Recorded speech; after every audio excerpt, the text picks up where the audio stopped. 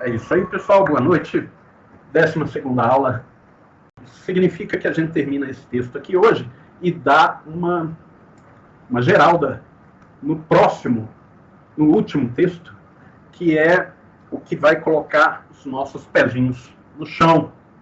Porque, como vocês estão percebendo, a discussão nossa aqui, ela se dá num nível ainda bastante filosófico, bastante geral, né?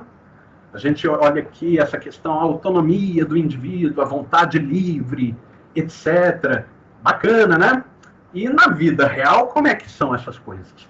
Vamos discutir a partir da próxima aula. Vamos terminar esse negócio aqui que a gente começou, dando uma olhadinha naqueles temas que eu prometi para vocês no finalzinho da aula passada. Um deles diz respeito ao Kant. Uma coisa que o Kant disse, ele não dá o braço a torcer, ele não arreda o pé. A nossa autora está colocando forma a questão. Boa noite, Paulo. O campo ético, além do sujeito e dos fins e dos valores, também é constituído pelos meios para que se alcance os fins.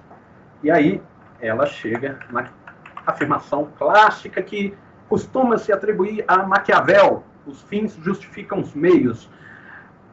Maquiavel não colocou nesses termos aí, né? Lendo Maquiavel, é essa impressão que fica, né? Que na política, e é esse o tema do Maquiavel, né?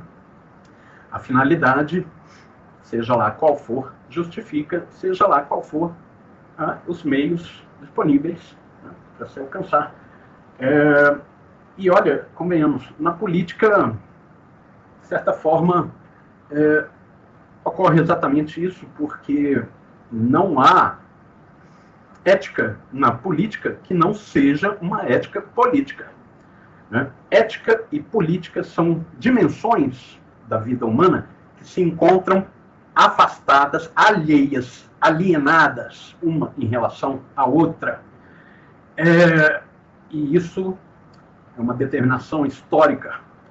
A nossa intenção nas próximas aulas, inclusive, é observar como e por que isso ocorre e de que modo a política é uma dimensão de alienação privilegiada, uma dimensão privilegiada da alienação, se quiser assim. Quando se diz por aí que não se deve discutir religião, política e futebol, está se fazendo mais do que simplesmente arrolar, né, determinados assuntos delicados, mas sim se apontando para 3, digamos assim, áreas da atividade humana que compartilham certos atributos, certas propriedades, né? A bem da verdade, não é que a política como a religião seriam formas de alienação, ou o futebol, né? Mais propriamente dito, seriam sintomas. Todas essas 3, eventualmente algumas outras áreas mais, né? Sintomas disso que é a alienação. E o que é alienação? Bom, é o nosso assunto da aula que vem. E já vou adiantar aqui para vocês que a alienação não é um fenômeno da consciência, não é uma espécie de falsa noção das coisas, da realidade, etc. Não é não. Tá? Alienação não tem, nesse caso, nada a ver com loucura, manipulação, mentira, não tem nada a ver com isso. O buraco é mais embaixo. A alienação não se dá na cabeça, mas no estômago. O que você quer dizer com isso? Veremos depois. Mas vamos voltar lá ao Maquiavel, né? Maquiavel bem poderia ter dito que, né, nessa dimensão da política, os fins justificam os meios. E na ética? Na ética, vai dizer o Kant que nem todos os meios disponíveis são válidos para se alcançar um fim legítimo. Então, segundo Kant. E aqui há, inclusive, o exemplo preferido do Kant, que diz respeito à mentira, vai ser colocado exatamente como o exemplo que a autora vai nos dar. Olha lá. Poderia acontecer que para forçar alguém à lealdade, seria preciso fazer medo da punição pela deslealdade. Exatamente assim que ocorre. Ou seria preciso mentir-lhe para que não perdesse a confiança em certas pessoas e continuasse leal a elas. Baita mentira, sem dúvida. Nesses casos, o fim, a lealdade, não justificaria os meios, medo e mentira? A resposta ética é não. Por quê? Porque esses meios desrespeitam a consciência e a liberdade da pessoa moral, que agiria por coação externa e não por reconhecimento interior e verdadeiro do fim. Ou seja, manipulação. Né? Você faz com que o indivíduo haja tendo como noção o que, na verdade, é uma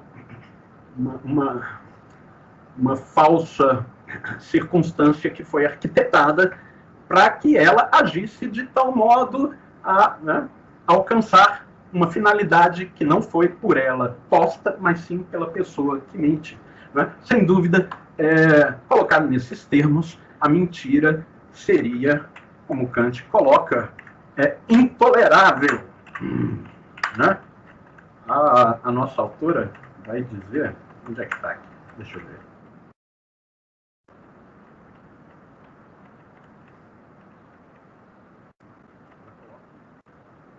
Termos.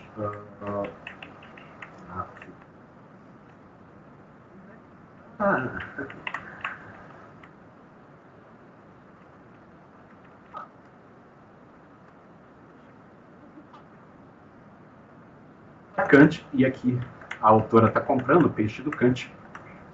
A mentira, ela é inaceitável.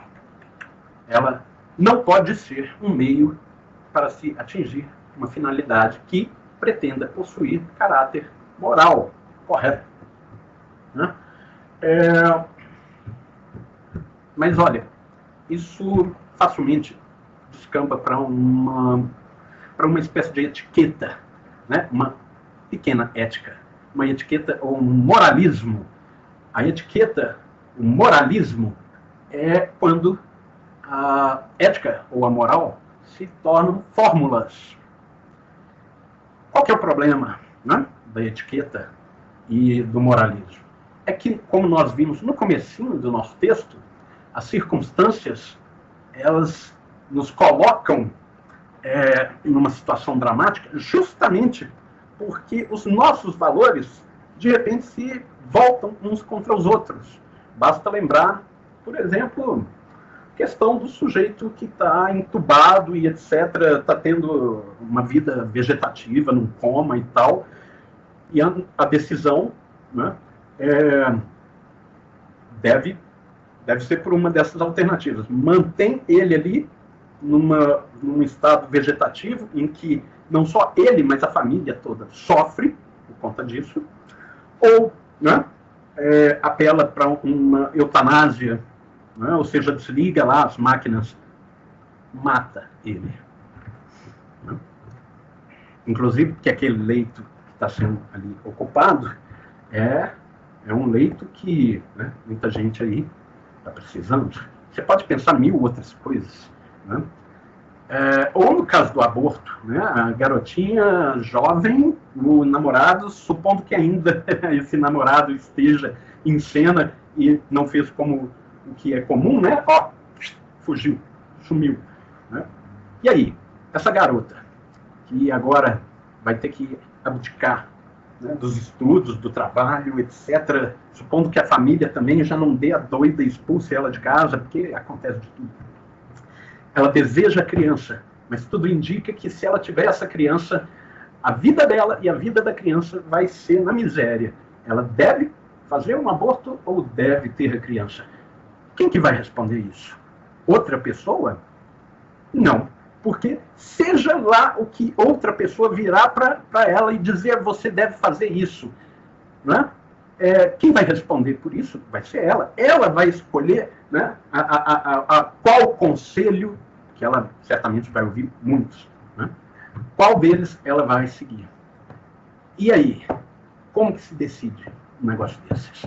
Uma etiqueta, um manualzinho, né, de bons comportamentos vai dizer qualquer coisa que, convenhamos, não vai ajudar ninguém. E aí? Não devemos mentir em circunstância nenhuma, é o que o Kant coloca. Em circunstância nenhuma se pode aceitar a mentira. Bom, daí, se a gente pensar que o Kant, que nasceu em Königsberg, era um território alemão, à época, prussiano, depois se tornou russo. Mas o fato é, ele era prussiano. E, portanto, se ele estivesse no século XX, lá para os idos dos anos 30, 40, e alguém batesse lá na porta dele e dissesse: Kant, por favor, me esconde. A SS está atrás de mim. Eu sou judeu. Kant, como um humanista que ele era, sem dúvida nenhuma, diria: ó, tem um alçapão debaixo da mesa, vai, esconde lá. Escondeu. Muito bem. E aí, passa 5 minutos, batem a porta, é a SS. Boa noite, senhor Immanuel Kant e tal, etc., professor. Tem algum judeu escondido aqui na sua casa? Deveria lá o senhor professor Immanuel Kant levar em consideração a consciência, a vontade, a liberdade do soldadinho da SS? Percebem que os meios em si mesmos, eles não são exatamente morais. Depende das finalidades, né? Tudo é uma questão de, né, primeiro, quais são os fins que você almeja. E depois, quais são os meios disponíveis, né? Se você tiver meios, né, que você possa usar, né, que não, eventualmente, sei lá, vai que ao invés de mentir para o carinha do SS, o Kant tem ali uma escopeta, resolve que a única forma de proteger o judeu é estourando a cabeça do soldadinho. Mas, bom, mentir é melhor. Então, tá aí. Nós podemos avaliar os meios à disposição, podemos reconhecer que, eventualmente, alguns serão melhores que outros. Mas dizer que, né, primeiro, não é que simplesmente os fins justificam os meios, né? Isso é uma questão de quais meios nós temos, né? Depende também de quais são os fins. Né? Então, essa frase aqui, tudo bem, essa afirmação, como a nossa autora diz, né? Essa afirmação não é óbvia. Ok, isso nós concedemos, né? Mas dizer como Kant diz.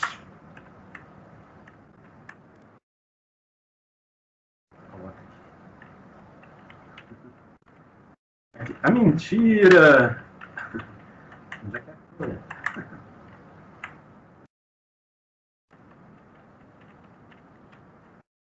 A inveja, a adulação, a má-fé, a crueldade, tudo bem, não precisamos ir tão longe, né? Poderíamos dizer que a mentira e o medo, tal, deverão estar excluídos da vida moral? Olha, o medo também não? Olha, também não. Por vezes é preciso você dizer ao mocinho que está jogando comida na cara da avó: olha, se você voltar a desrespeitar sua avó, dar-lhe-te-ei um tapão na sua boca. Aí ele truca. Lá foi mais uma. Aí você dá um tapão na boca do menino, porque se você não der um tapão na boca do menino, ele jamais vai te levar a sério. Como nós já vimos, o que estamos fazendo? No final das contas, estamos falando uma linguagem que o menino é capaz de compreender. Né? Claro, tudo bem, não precisa ser nada muito forte, muito violento, nada que vá causar grandes estragos e nem exigir uma internação no hospital, porque está difícil haver como encontrar vagas, entre outras coisas. Né? É um beliscão. Criança não gosta de beliscão. Né? Um beliscão não dá.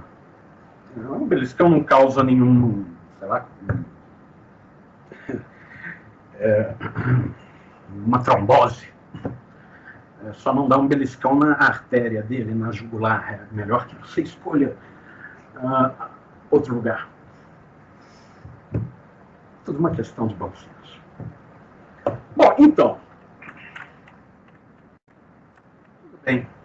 Nem sempre os fins justificam os meios, mas por vezes é preciso mentir se nós quisermos, de fato, atingir uma finalidade de caráter moral. Né? A nossa questão é muito mais difícil do que colocar nesses termos. Se fosse assim, fácil, peremptório, chegar a imperativos categóricos, né, na ética, não haveria muitos problemas para se resolver. Bastava seguir, por exemplo, o Kant. Né? Mas não basta.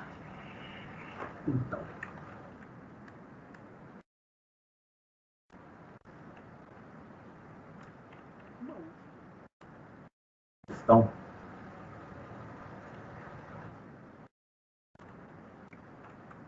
a gente viu lá acerca do padrão moral, aquele que, de algum modo, enquadra o comportamento dos indivíduos, né? E que torna esse comportamento previsível. Vejam que a dimensão ética, ou o campo moral, o aspecto, né, da ação intersubjetiva é um âmbito da previsibilidade. É sempre o caso, né, de se esperar alguma coisa da ação, da atitude dos outros, que também sempre esperam, aguardam determinado comportamento de nossa parte. E de tal modo, minha gente, que sempre que o cônjuge, a esposa, o marido, namorado, namorada, alguém, né, lhe disser assim: como você é previsível, que há de se responder: sorte sua. Sou mesmo, e você também. E só estamos aqui, né, exatamente na medida em que somos previsíveis. Né? Porque um indivíduo que é imprevisível, um indivíduo do qual não sabemos o que esperar, esse indivíduo é, a princípio, um problema. Né? Então, nossa autora coloca essa questão.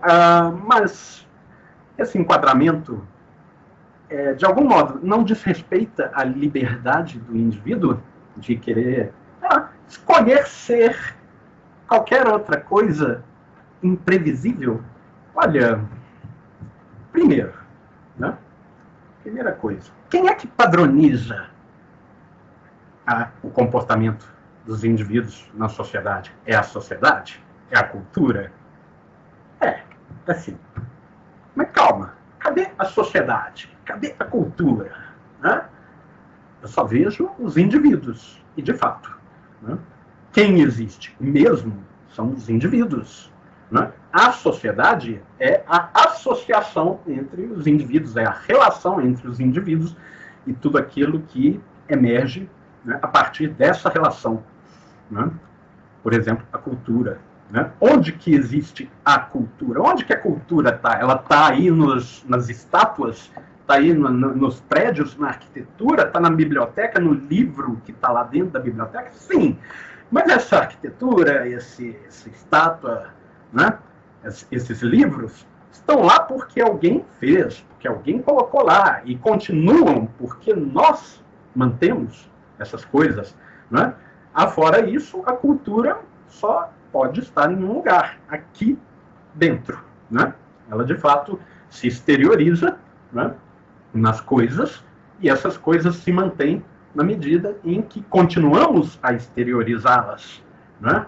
Os livros, as estátuas, etc., apesar do nome estátua, só se mantém porque nós estamos aí mantendo essas coisas, né? O nome estátua vem do latim status, o mesmo para estado, né? Status é o que, mais do que está aí, é o que permanece aí, é o que fica, né? Basta ver que as estátuas gregas estão aí até hoje um bocado danificadas, é verdade? O que resta delas continua aí e continua enquanto nós quem, né? Londres, Paris, enquanto Londres e Paris mantêm essas estátuas. Imaginem vocês, tem gente que fica louca de ouvir isso, mas imaginem vocês, né, se os ingleses, franceses, também os alemães, não tivessem chegado lá no Parthenon, na Grécia, em Atenas, e não tivessem retirado os frisos, as estátuas, aquelas coisas maravilhosas lá de dentro, e levado para os museus lá na Europa. O que teria acontecido com essas estátuas? Estariam lá hoje? Não, não estariam. Assim como o Parthenon, de certa forma, não está mais lá, como há alguns poucos anos atrás, quando ocorreu a guerra com a Turquia, e os gregos resolveram fazer do Parthenon um paiol, colocaram lá o armamento todo lá dentro. Os turcos, sabendo disso e estando em guerra contra os gregos, não tiveram muito escrúpulos na hora de mandar uma bombinha lá dentro e explodir o Parthenon. Então, aquilo que a gente vê chegando lá são ruínas, não, né, de todos esses séculos, desses milênios, né, que nos separam do Parthenon quando ele estava íntegro, né, do que ele é hoje. Foi algo muitíssimo recente que tornou aquilo tudo ruínas. Bom, então, numa hora dessas, se a gente sabe como é o interior do Parthenon e pode admirar toda aquela escultura maravilhosa que tinha lá dentro, foi graças a um certo imperialismo que foi lá e levou aquela riqueza cultural toda, né, para o Louvre ou para, sei lá, para Berlim. Eu acho que é em Berlim que tem, eu acho que é, enfim. O fato é o seguinte: quem impõe o padrão? Nós. Nós fazemos isso. E a partir do quê? Do nosso reconhecimento. Nós fomos encaixotados nesse padrão quando jovens, quando crianças, fomos. Foi uma violência contra nossa, sei lá, infantilidade, nossa vontade, nossa liberdade. Como é que liberdade? Né? O que é a vontade de uma criança? Não é nenhuma. Não há vontade livre. Criança é puro impulso. Você vira para ela, quer um sorvete ou quer um picolé? Eu quero os dois, eu quero tudo e eu quero agora. Não tem dessa de, né, estabelecer critérios, avaliar, né, o que é mais adequado, o que é melhor, o que vai me saciar. Não tem isso. Então, que liberdade, que vontade é essa que estaria sendo violentada? Né? Olha, convenhamos, a princípio, nós somos natureza. Né? Claro, nós não somos um bicho, como, de certa forma, parece que o Cortella, né, sugere quando ele compra o peixe do Sartre. Nós vimos isso lá atrás, né? Ao contrário disso, há, como a Maria Lúcia bem viu, toda uma humanidade, toda uma essência que precede a existência e que nós herdamos, mas, né, ainda somos, né, pura impulsão. Né?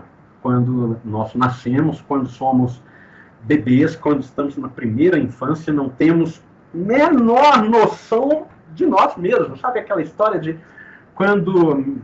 Como é que se diz?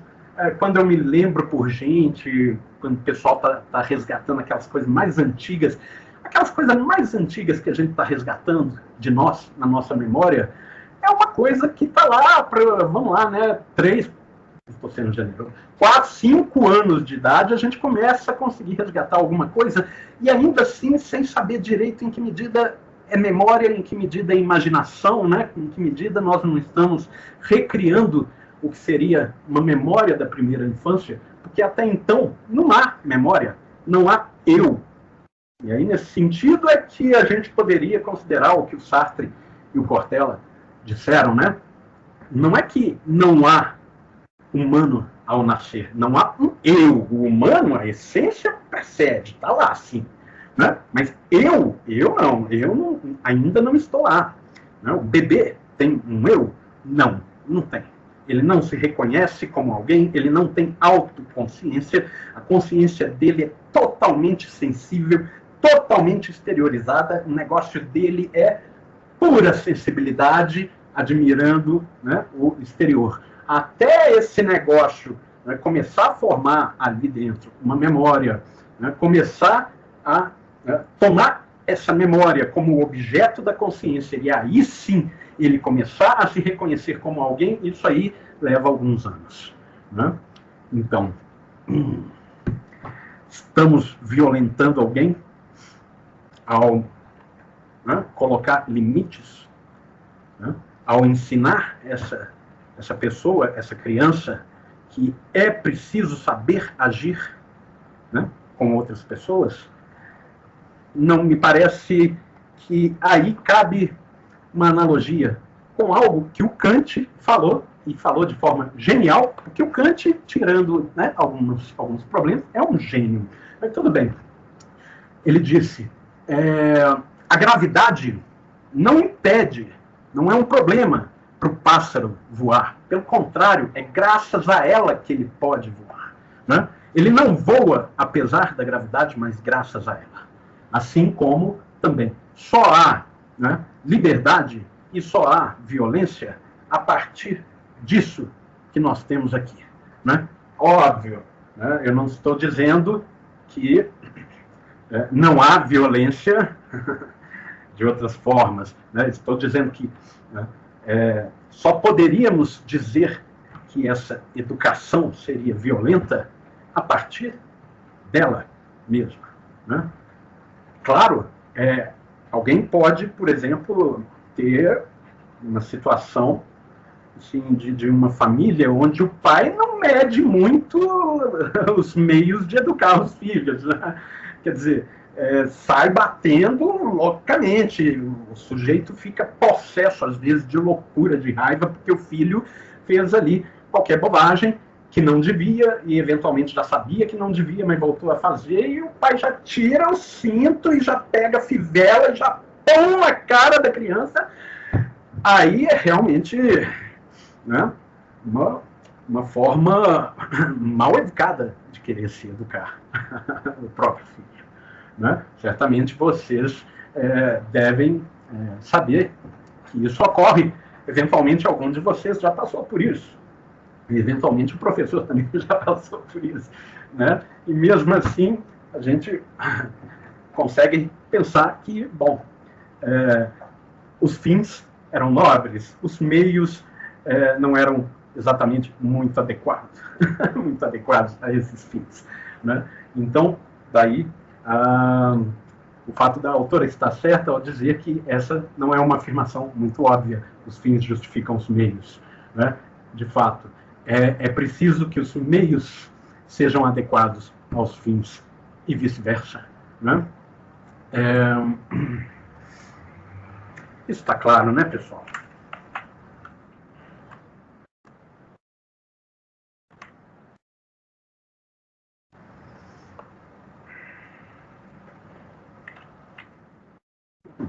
Ela diz, né, deveríamos indagar se isso não nos faria submetidos a um poder externo à nossa consciência, o poder da moral social. Olha, o poder da moral social só existe graças aos indivíduos, né? Ele não é externo à nossa consciência. O que pode acontecer é, como nós vimos, a moral estar repleta de imoralidade e cultivo à violência.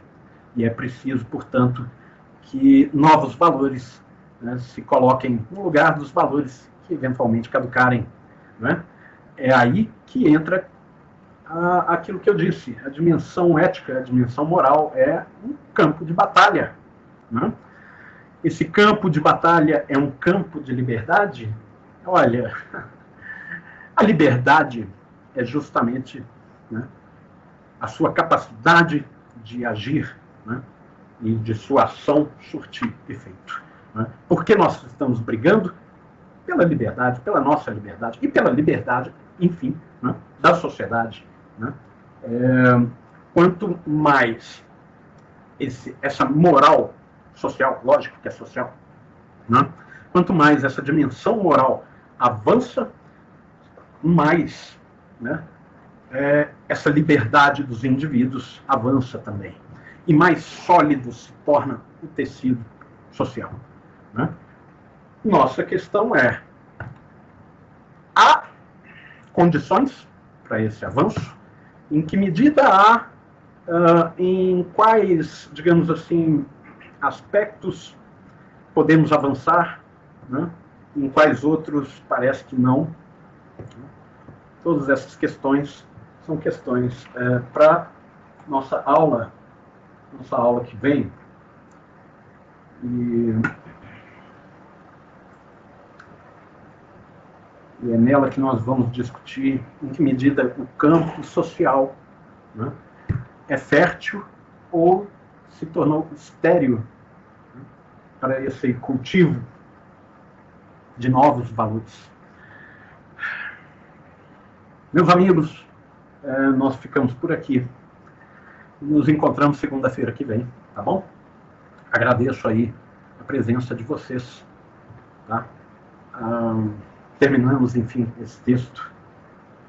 Vou daqui a pouquinho colocar aqui no mural a confirmação de quantas aulas nós teremos. E, se não me engano, o nosso próximo texto já está aqui em arquivos, tá? Para aqueles que tiverem interesse em dar uma olhadinha. Então, meu abraço aí para vocês, meu agradecimento e até segunda-feira que vem, ok? Boa noite, até. Obrigado, Paula. Boa noite. Boa noite. Valeu, Marcos. Até lá. Até mais, professor. Obrigado, Gabriel. Até mais.